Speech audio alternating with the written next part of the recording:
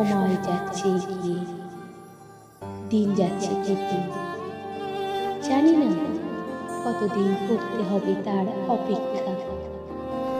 মনে হয় না আমার আর তার সাথে হবে দেখা, কিন্তু স্বপ্ন তো সত্যি হয়। কল্পনায় যে দেখি লাল শাড়ি পরিহিতা, দুই গালে রক্তিম সিঁদুরের ছোঁয়া লাগা, সে আসতে আমারই তরে, তার মিষ্টি হাসিতে ভেঙে যাচ্ছে আমার দেওয়াল, আর তাকে দেখে গাল থেকে ঝরছে অশ্রুধারা। সে আমার হাত চেপে ধরে বলে, তুই সত্যি আমার জন্য করেছিস এত অপেক্ষা?